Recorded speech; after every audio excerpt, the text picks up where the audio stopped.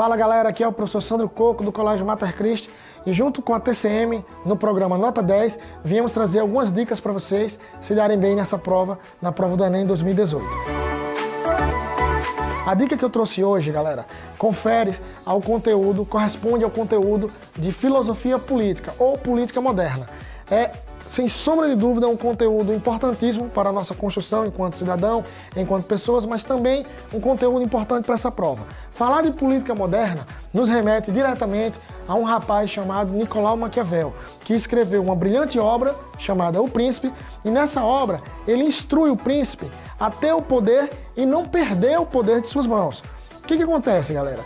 É muito comum a gente escutar o adjetivo maquiavélico como sendo sinônimo de alguém que maquina, ou que planeja o mal, ou que é falso.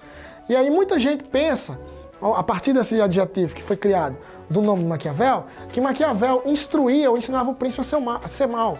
Não era isso que ele fazia, gente. Na realidade, ele instrui o príncipe a determinadas tomadas de postura ou de poder. Por quê? Porque ele, compreendendo que o ser humano era interesseiro, egoísta, inconstante, ele passou a ter um cuidado. Ele diz, olha, príncipe, tome cuidado. Seria interessante o príncipe ser amado e ser temido pelos súditos. Por quê? Porque os seres humanos têm essa inconstância nos sentimentos, principalmente o amor, que é um sentimento inconstante, mas o temor é algo rígido, é algo fixo. Então ele diz assim, seria interessante para o príncipe ser amado e temido de igual modo e em igual medida. No entanto, não sendo possível essas duas coisas, seria preferível que o príncipe fosse temido, porque é mais fácil você desobedecer ou conspirar contra alguém que você ama do que contra alguém que você teme. Então era essa a instrução dele. Outros conceitos importantes no pensamento maquiaveliano é o conceito de virtude e o conceito de fortuna. Ele diz que o príncipe precisa juntar suas qualidades, o que ele chama de virtude, não confundir com as virtudes cristãs, mas sim a sua habilidade de governar, a sua capacidade de manter-se no poder, junto com a fortuna. O que seria a fortuna? Nós traduzimos fortuna como sinônimo de dinheiro ou de riqueza, mas é muito mais que isso. Fortuna era uma deusa romana que correspondia a uma figura que trazia sorte para as pessoas. Então ele diz o quê? O príncipe precisa ter em suas mãos suas virtudes, suas qualidades, mas ao mesmo tempo ele precisa ter sorte. E ele saber a hora de agir, ele saber a hora que ele vai tomar determinadas posturas referentes ao poder, para não deixar o poder escapar de suas mãos. Essa é uma das dicas, o pensamento da política moderna de Nicolau Maquiavel. É importante também vocês levarem para a prova a separação que ele faz da ética pública e da ética privada, ou da ética política, a ética do príncipe e a ética cristã, tá?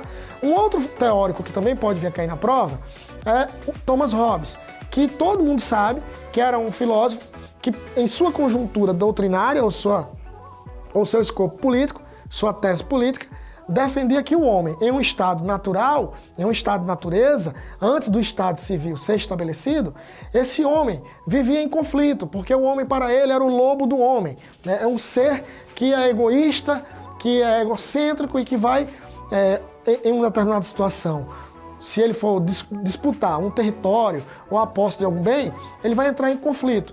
Então, no estado natural, para Hobbes, o homem, nesse estado conflituoso, que ele chama de guerra de todos contra todos, chegaria a um caos absoluto, chegaria a uma barbárie.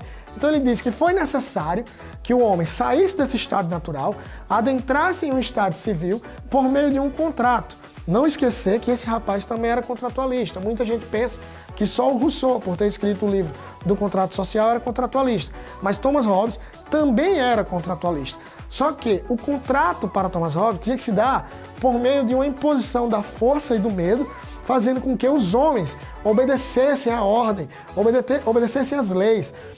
Porque o homem, além de ser egoísta, ele era um transigente, ele acabava transgredindo a lei. Então, se tivesse um governo ou um Estado forte, repulsivo, um Estado absoluto, né, à toa que nós chamamos ele de um teórico absolutista, aí sim, o homem, por meio do medo, ou com medo da punição pela lei, estaria apto a ser um ser um pouco mais maleável, presta a seguir o que a norma estava estabelecendo, tá? E aí eu faço uma reflexão, por que nós obedecemos às leis? Porque acreditamos nela como princípio, ou porque temos medo das punições, ou do que ela pode vir a acarretar como consequência, tá? É mais ou menos essa a ideia que Hobbes passa em sua grande obra, O Leviatã. E por que ele batiza o seu livro, sua obra magna, de O Leviatã? Ele pega esse nome emprestado de um monstro da mitologia fenícia, onde os navegadores, com medo de seus concorrentes tomarem determinados mercados, tivessem determinados contatos que eles tinham, eles avisavam, ó, não navega para aquela região, porque ali tem um monstro marinho que derruba as embarcações, que destrói tudo. Então, a partir desse mito fenício, o Hobbes pega emprestado esse mito e aí ele dá título ao seu nome, que seria o Leviatã. O Leviatã seria esse estado absoluto, onde por meio da força e do medo, imporia aos homens a obediência a esse estado, a obediência à lei. Por fim, a gente pode lembrar também do contrato social de Jean-Jacques Rousseau, onde ele diz que, de fato, o homem viveu no estado de natureza, mas lá no estado de natureza, para Rousseau, o homem não era mau, o homem era bom. Mas se ele era bom, por que foi necessário abandonar um estado natural para um estado civil? Porque no livro Discurso sobre a Origem e a Desigualdade entre os Homens, ele diz que o homem criou, um dos primeiros homens. Não que isso tenha algum caráter malévolo ou benéfico, mas maléfico ou benéfico. Mas ele diz o seguinte, um homem cercou um terreno, criou uma propriedade privada e, ao invés dos outros proibirem dele fazer isso, o que eles fizeram? Também começaram a construir suas próprias propriedades privadas. E a partir da propriedade privada, veio a desigualdade entre os homens, fazendo assim, no estado natural, o homem entrar em conflito. Desse conflito, era necessário, então, o homem abnegar de suas liberdades naturais, abnegar da própria lei natural, abnegar desse seu estado e adentrar em um estado civil por meio de um contrato. No entanto, diferente de Hobbes, Rousseau não propõe um estado absolutista, ele propõe um estado de vias mais democráticas, de vias mais republicanas, onde ele acredita que por meio de um contrato criado a partir da vontade geral, o homem poderia se relacionar melhor uns com os outros, certo? Um último teórico que a gente pode pensar é o John Locke, que no seu livro Segundo Tratado sobre o Governo, tece sua tese política e nos cabe, para essa prova, lembrar de um conceito dele, o conceito de justnaturalismo, que ele dizia que alguns seres humanos, aliás, todos os seres humanos, nasceram com direitos naturais, sendo 3 esses direitos. Vocês podem até usar aí como base para uma redação: direito à vida, direito à liberdade e direito à propriedade. Galera, essas são as dicas, esses são 4 teóricos da política moderna que recorrentemente caem no Enem.